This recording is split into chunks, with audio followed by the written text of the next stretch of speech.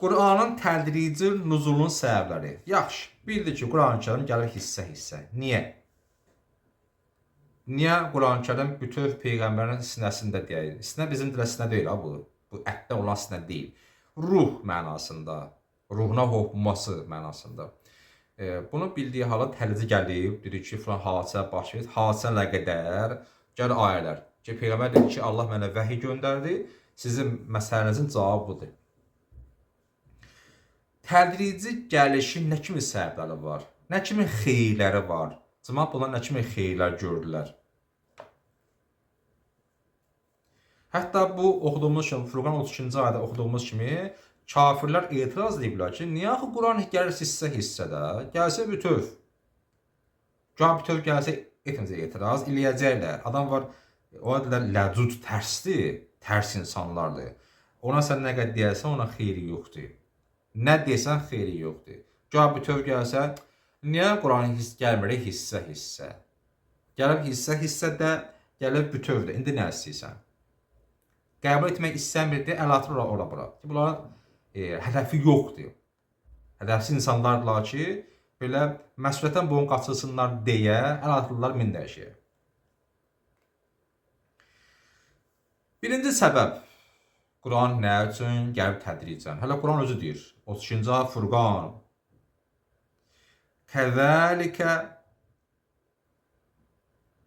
nusəbbitə bihi fuədək. Fuəd, sadr, qalb. Ağıl, ruh, sinə mənasında. Bunların cüzi fərqləri var. Məhlə, aşağı məhlə, orta məhlə, yuxarı məhlə. İnşallah gəlindəz bu fuədin öz əsli mənası deyərəm ki, daha qarnıq qalmasın. Biz bundan qalıb qəlbi demişik. Dedik, qəlb həm maddi, həm də mənəvi cəhətdən deyilə bilər. Allah buyurur ki, biz onu bu şəkildə, yəni tədricən bu formada nazil etdik ki, sənin qəlbinə səbat olsun, sabitlik olsun, möhkəmlik olsun, qətiyyətli olsun. Yəni, Peyğəmbərlə daim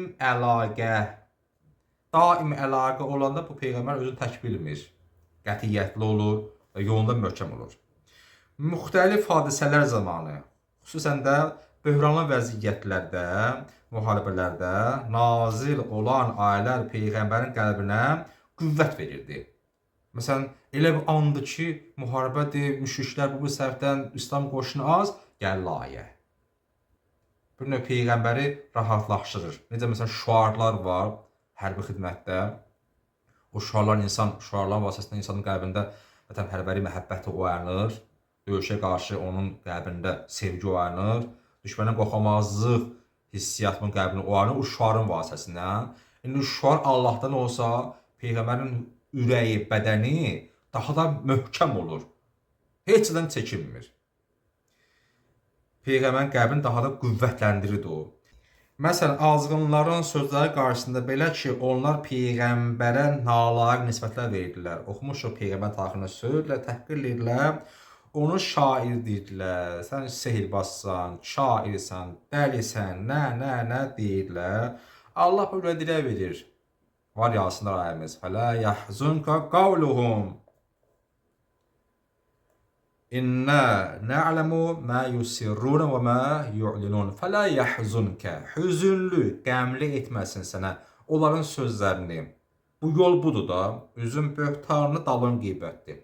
Dərs deyirsənsə, təbliğat edirsənsə deməli deyirlər.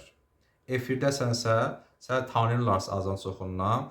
Bu sən yolun yaraşığıdır. Bu olması mümkün deyil.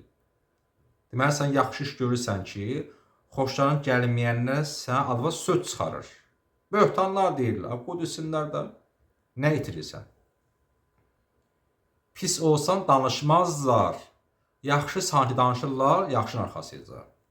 Deyir, Peyğəmbər, onların sözü sən narahat eləməsin, qəmlənmə. Biz bildik onların gizlinlərin, aşağıların, biz rahat bildik. Rahat ol.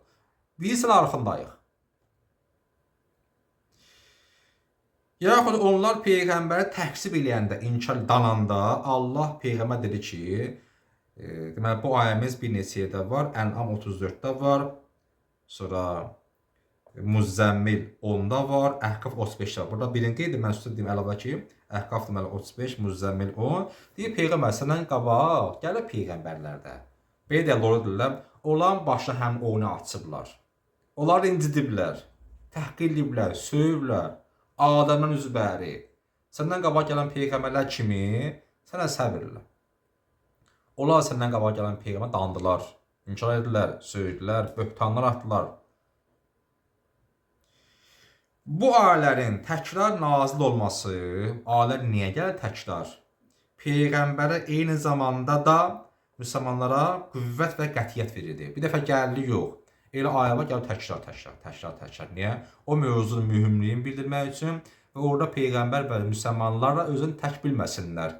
Bir dəfə deyirsən, müəyyən bir dəqiqəsi, fasiləsi var da, bundan sonra yenə ehtiyac var həmin sözlərə. Xoş sözlər deyəsən, ürək verəsən, daha ehtiyac var. Bir dəfə dedim, bəhsi yox. Təbii ki, xoş sözləri, xoş etirafları hamı hələ bir dəfə demir.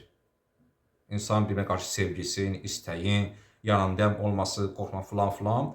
Bir dəfə demir. Niyə həmişə deyir? Bilsin ki, mən həqiqətən də mənim fikrim budur. Sən tək deyilsən.